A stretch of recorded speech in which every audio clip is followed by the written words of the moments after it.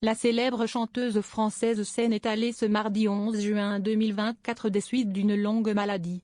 Elle était âgée de 80 ans. Elle s'est longtemps battue contre un cancer. Depuis 2004, la star des 60s luttait contre un lymphome. En mars 2015, elle avait interrompu la promotion de son dernier livre suite à une chute causant de nombreuses fractures du fémur, du coude et de l'épaule. Hospitalisée et restée dans le coma pendant plus de 3 semaines, Françoise Hardy avait, à l'époque, beaucoup inquiété ses proches et ses fans. Une partie des médecins pensaient que je n'avais aucune chance. Ils ont appelé Thomas Dutronc, son fils, note de la rédaction, pour lui dire que c'était la fin et qu'il prévienne tout de suite son père, Jacques Dutronc, note de la rédaction. Après avoir lutté contre ses soucis de santé, Françoise Hardy avait déclaré, dans les colonnes du magazine Elle.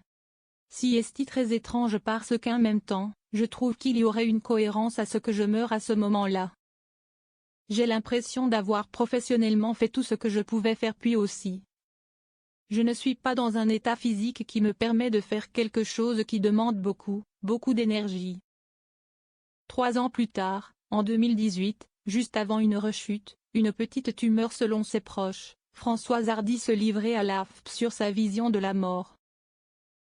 La mort n'est que celle du corps, lequel est d'essence matérielle. En mourant, le corps libère l'âme qui est d'essence spirituelle. Mais il n'en reste pas moins que la mort du corps est une épreuve considérable et je l'appréhende autant que tout le monde, confiait la pro-euthanasie. Françoise Hardy et Jacques Dutronc, une histoire d'amour pas comme les autres. Françoise Hardy a toujours pu compter sur le soutien sans faille de son fils, Thomas, né de son histoire d'amour avec Jacques Dutronc.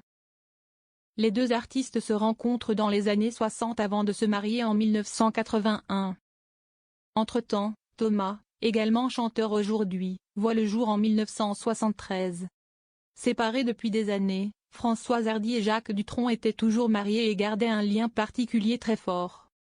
Née le 17 janvier 1944 à Paris, Françoise Hardy, férue d'astrologie, élevée avec sa sœur par une mère issue d'un milieu populaire, reçoit sa première guitare à l'âge de 17 ans.